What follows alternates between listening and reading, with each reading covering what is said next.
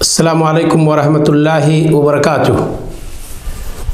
ناظرین کرام، اللہ کے فضل و کرم سے گناہوں کی مغفرت کے اسباب کے تعلق سے ہم آپ کی خدمت میں اس سلسلے کی 20ویں کڑی لے کر کے آئے ہیں۔ اللہ تعالیٰ سے دعا ہے کہ مولا ان اعمال جن کا تذکرہ اس حلقہ میں ہم کر رہے ہیں، اللہ رب العالمین ہمیں اور آپ کو ان پر عمل کرنے اور اپنے گناہوں کی بخشش کے لیے کوشش کرنے کی توفیق عطا فرمائے۔ گناہوں کی بخشش جن اعمال کے ذریعہ ہوتی ہے، انہی میں سے ایک بہت اہم عمل ہے کہ مؤذن کی اذان جب ہم سنیں اور اس کے بعد ایک خاص دعا ہے، اگر ہم اور آپ اسے پڑھیں، اللہ کے رسول صلی اللہ علیہ وسلم فرماتے ہیں کہ بندے کے گناہ بخش دیے جاتے ہیں۔ ذرا یہ حدیث ہم دیکھتے ہیں،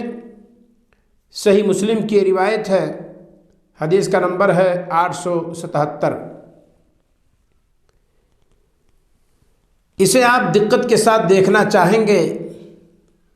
اسے اگر آپ صحیح مسلم کے اندر دیکھنا چاہیں گے تو کتاب الصلاۃ باب استحباب القول مثل قول المؤذن لمن سمعه ثم يصلي على النبي صلی اللہ علیہ وسلم ثم يسأل اللہ له الوسیلہ۔ اس حدیث پر جو میں بھی آپ کو سناؤں گا، جس کے اندر گناہوں کی بخشش کا ایک دروازہ کھلتا ہے، گناہوں کی بخشش کا ایک سبب موجود ہے، ایک ذریعہ اور ایک وسیلہ موجود ہے۔ یہ حدیث جس پر باب باندھی ہے امام نووی رحمہ اللہ نے، جس باب کا تذکرہ میں کر چکا ہوں۔ حدیث سنتے ہیں، سعد بن ابی وقاص رضی اللہ تعالیٰ عنہ سے مروی ہے، کہتے ہیں کہ رسول اکرم صلی اللہ علیہ وسلم نے فرمایا، من قال حین یسمع المؤذن، جس نے مؤذن سے سننے کے بعد یہ دعا پڑھی، اشہد اللہ الہ الا اللہ وحدہ لا شریک لہ واشہد ان محمدا عبدہ ورسولہ رضیت باللہ ربا وبمحمد رسولا وبالاسلام دینا غفر لہ ذنبہ۔ اللہ کے رسول صلی اللہ علیہ وسلم فرماتے ہیں، مؤذن کی اذان سننے کے بعد جس نے یہ دعا پڑھی کہ اللہ کے علاوہ کوئی حقیقی معبود نہیں، اور میں یہ بھی گواہی دیتا ہوں کہ محمد صلی اللہ علیہ وسلم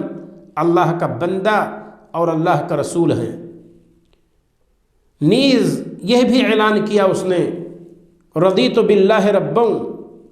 وبمحمد رسولا، میں اللہ تعالیٰ سے راضی ہوں آذروئے رب ہونے کے، اور میں